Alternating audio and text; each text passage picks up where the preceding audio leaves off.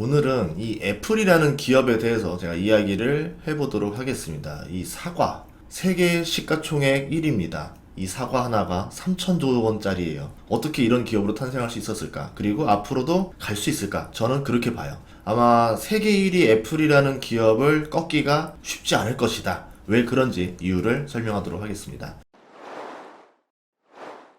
애플 로고의 비밀이 있는데요. 한입 베어문 사과의 모습이에요. 왜 그런 모습일까? 원래 최초의 로고는 그렇지 않았어요. 이 사과 모양이 아니고 뉴턴의 사과 모양이었습니다. 그런데 이게 조금 안 맞았죠. 나중에 바꾸자라고 해서 바꾸게 된 건데요. 원래 스티븐 잡스가 젊을 때 과수원에서 생활을 했었어요. 그리고 비틀즈 레코드 라벨인 애플을 좋아했었습니다. 그래서 이 애플이 된 거다. 이런 굉장히 단순한 논리가 있는데 뭐 그럼에도 불구하고 어떤 내용을 넣자라고 하면은 출시되는 제품이 사과처럼 이렇게 아름답고 완벽하길 바라는 마음에서 시작했다라고 합니다. 근데 대중이 느끼는 사과는 이제 그런 사과의 느낌이 아니겠죠. 한입 베어문 사과의 의미가 무엇이냐라고 했을 때 애플이 말은 할 수 없지만 아마 이런 거 아니냐라는 얘기를 많이 해요. 이 사과라는 거는 지식과 욕망과 완벽한 것을 의미한다 라는 거죠. 애플에서도 그런 말까지는 했어요. 완벽한 것. 그리고 이거를 한입 베어문다라는 거는 그 지식과 욕망이 완벽한 것을 내가 갖고 싶다라는 그 욕망을 다시 표현하는 것이다. 예전에 있었죠. 그 성경에서 나오는 선악과를 베어 물었다. 그 아담과 이브를 뜻하는 겁니다. 그래서 이제 대중은 그렇게 생각을 하고 있는 것 같아요. 인간의 욕망을 자극하는 브랜드 로고다. 저는 이렇게 보거든요. 이제 이런 브랜드들이 굉장히 고객들한테 강렬한 이미지를 심어줍니다. 대표적으로 스타벅스도 이런 게 있죠. 여신 사이렌의 유혹과 비슷하다. 저는 이렇게 보고 있어요.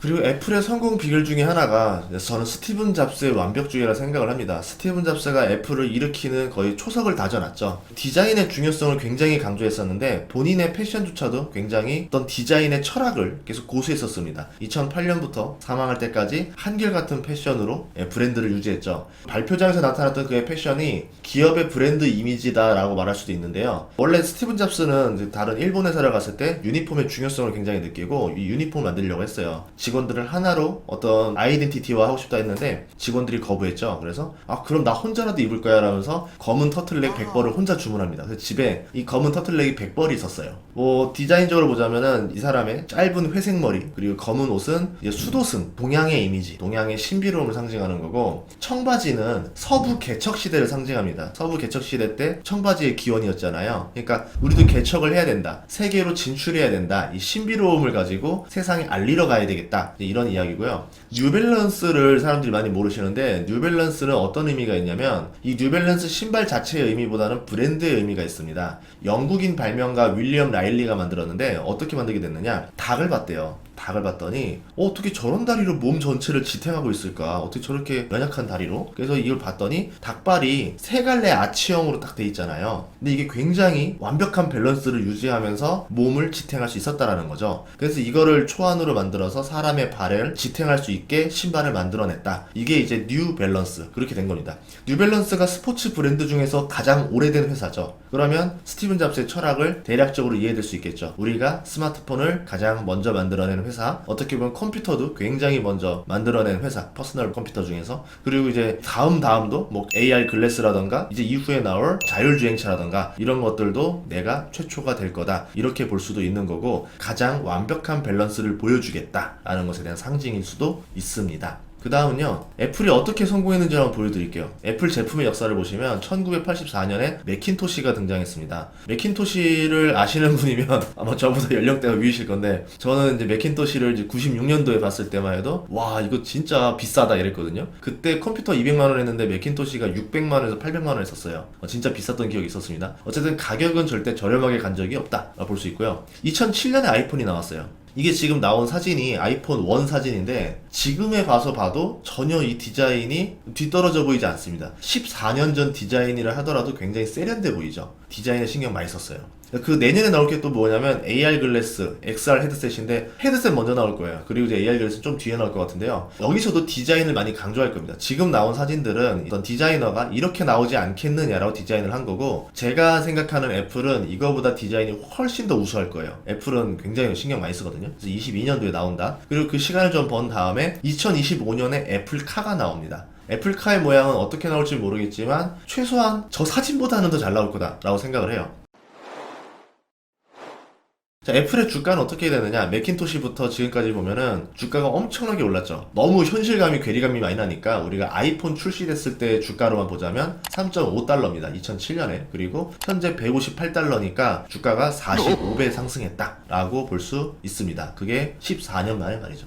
애플 글래스가 이제 나올 거예요. 이제 앞으로 애플이 계속 1등을 유지할 수 있느냐 없느냐에서 저는 이제 글래스랑 자율주행차가 굉장히 중요한 역할을 할 거라 보는데, 내년 상반기에 이제 애플 글래스가 나올 것이다 라는 뉴스들이 나오고 있고, 여기에 나온 특허들을 봤을 때 기존에 있었던 뭐 XR 글래스들과 완벽히 차별화가 되는 애플만의 글래스가 나올 것이다 라고 어느 정도 짐작할 수가 있습니다. 대표적으로 이제 자동거리 초점이라고 해서 새로운 특허를 냈어요. 그리고 그 다음에 특허 낸 게 이 디스플레이에다가 비추는 게 아니라 사람 망막에다가 직접적으로 비춰버리는, 그래서 사람이 눈의 피로나 두통, 메스꺼움이 없어진다라고 합니다. 보통 우리가 예전에 VR 그 체험장 이런 데 가면 하고 나면은 재미는 있을 수 있는데 너무 막 어지럽고 막 구토하고 싶고 이러더라고요. 근데 이제 이게 망막으로 비추게 되면 그게 사라진다라는 거죠. 그러면 굉장히 부담스럽지 않은 스마트 글래스가 탄생할 것이다, 이렇게 보고 있고요. 블룸버그 마크 거먼 기자에 따르면은 가격이 이제 235만원 정도에 나온다고 하는데 맞을 것 같아요. 애플이 항상 비싸게 나오거든요. 그럼에도 불구하고 사람들이 할 거냐? 저는 할 수도 있다라 봐요. 여기에 굉장히 많은 컨텐츠를 넣을 수 있겠죠. 다른 곳들은 그 컨텐츠를 만들려면 시간이 오래 걸릴 수 있는데, 애플은 기존의 OS 기반을 그대로 차용하게 되면은 우리가 정말 이 글래스 가지고 많은 것들을 할 수 있지 않을까, 그렇게 상상을 해봅니다.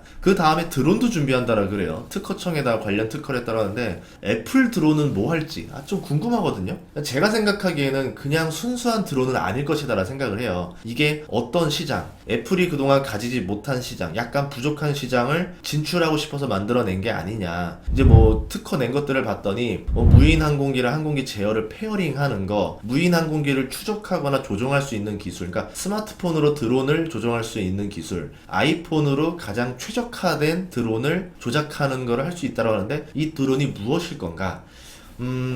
제 생각엔 쇼핑일 수도 있다라 봐요. 게임일 수도 있겠지만 쇼핑이 가장 중요하지 않을까. 이제 AR 글래스와 연동되지 않을까. AR 글래스로 이제 뭐 쇼핑을 하고 난 다음에 내가 이제 드론을 딱 맞춰서 놓으면은 드론이 싹 하고 배달을 하는 게 아닌가. 아니면 내가 드론들을 다 조작할 수 있으니까 뭐 물건을 사고 싶다라 그러면 드론을 보내버리면 드론이 짓고 오는 거예요. 보통 우리는 그동안 이제 뭐 아마존이나 이런 데서 드론으로 배송을 해준다, 아마존이 배송을 해준다의 개념이라고 하면은, 그게 아니라 애플의 개념은 내가 지금 즉시 내 드론을 출격시켜서 가져오겠다, 내 거로 가져오겠다, 뭐 이런 재미를 주려는 게 아닌가, 이렇게 생각을 해봐요. 드론 시장이 2026년에 90조 규모로 성장한다고 하는데, 애플은 그 시장에다 플러스 알파를 계산하고 지금 만들고 있는 것들이 아닌가 라고 생각을 하고 있습니다. 이제 마지막 가장 강력한 무기는 애플의 자율주행차인데, 오늘 뉴스가 나왔어요. 2025년에 출시를 하겠다. 보통 자율주행차면 테슬라가 가장 앞서지 않겠냐라고 했는데, 애플의 행보를 보면은 내가 먼저 선점하겠다라는 거예요. 뉴밸런스처럼. 테슬라 이제 오토파일럿 개발 담당했던 사람도 영입을 했고요. 거기에 이제 굉장히 많은 사람들을 데려왔는데요. 지금 올해 초 자동차 분야 엔지니어만 300여 명을 채용을 했습니다. 이렇다라는 얘기는 이제 얼마 남지 않았다, 계속 테스트 중이고 생산 중이고 계획 중이다, 이렇게 볼 수 있거든요.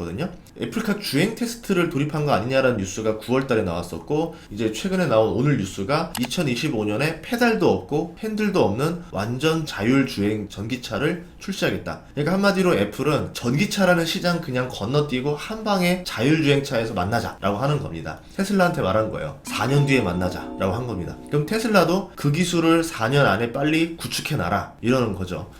그러면 이걸 누굴 가지고 만들 거냐라는 건데, 그래서 오늘 LG전자 주가가 많이 올랐거든요. 근데 아직 뭐 LG전자랑 협력한다는 얘기가 나온 건 아니에요. 폭스콘이라는 말도 있고, 이제 LG전자가 아니겠느냐는 썰도 있는데, 이런 구성들을 해봤을 때 이제 뭐 주가가 오르는 것들 보면 LG전자가 아니겠느냐라는 그 썰도 유력하죠. 왜? LG전자가 지금 하고 있는 사업들, 구축들, 하드웨어들, 마그나랑 협력한 것들 봤을 때는 이제 어떤 브랜드와 소프트웨어가 필요한데, 그게 구글일 거냐 애플일 거냐라 봤을 때 LG전자는 구글보다는 애플과 조금 더 가까운 사이니까 아마 애플카가 아니겠느냐, 이제 이런 이야기들 때문에 지금 주가가 오른 게 아닌가, 이렇게 보고 있습니다. 아니면 그냥 애플은 애플만의 또 생각대로 갈 수도 있어요. 그동안 한 회사한테 모든 걸 다 주지 않습니다. 2개에서 3개 정도 회사가 계속 죽음의 경쟁을 만들게 해요. 그래서 애플은 계속 수익을 늘릴 수 있고, 이 밑에 기업들은 치열한 가격 경쟁 끝에 크게 남지 않는 장사로 만들게 할 수가 있어요. LG전자가 애플카를 만드는 거는 좋은 일일 수도 있지만 아주 장기적으로 보면은 약간 아쉬운 게 될 수도 있다라는 거죠.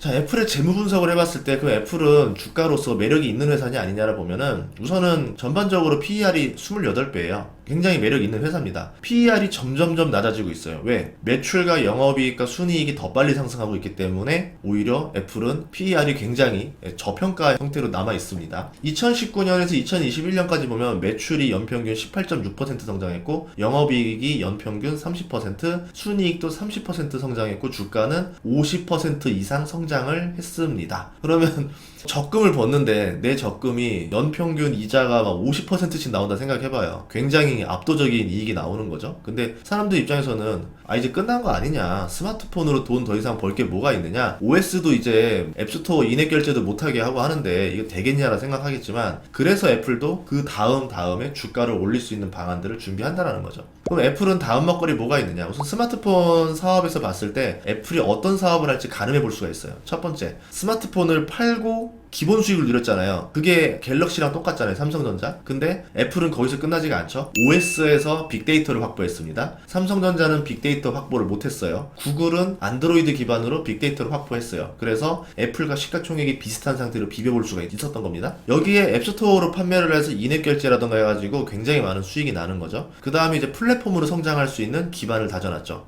구글이라던가 애플은 그게 가능했는데 삼성전자 같은 경우는 하드웨어는 만들었지만 이 플랫폼 생태계를 못 구축했죠. 그게 가장 아쉬운 것 같아요. 애플은 그래서 애플만의 생태계가 있다 알아보시면 되고요. 그래서 지금 같은 경우에 애플의 경쟁자라고 하면은 대표적으로 구글과 삼성전자가 있는데, 이제 그 다음으로 넘어갔을 때도 또 경쟁자가 같이 만날 것이냐? 그건 아니라고 봐요. 이제 그 다음 모델이 이제 AR 글래스라던가 뭐 XR 글래스가 나오겠는데, 제 생각에는 이제 AR 글래스가 나왔을 때 많은 빅데이터가 더 얹어질 거라 봅니다. 대표적으로 이제 헬스라던가 쇼핑 쪽으로 이제 빅데이터들이 많이 들어올 거라 생각하거든요. 그러면은 여기에다 메타버스 사업도 진출하겠죠. 그리고 이제 애플이 약간 부족하긴 한데 게임 사업을 진출할 것 같아요. 이 게임 사업을 누구와 손을 잡을 것이냐가 저는 이제 궁금증인데, 워낙 시가총액이 크다 보니까 적당한 게임 회사 몇 개 정도 인수해버리는 방식도 쓸 수 있습니다. 만약에 메타버스란 게임 산업, 쇼핑, 헬스까지 다 먹게 되면은 이제 애플의 관건은 이건 거죠. 애플페이 또는 뭐 NFT라던가 코인으로 진출까지 해서 이 금융까지 들어갈 거냐 안 들어갈 거냐인데,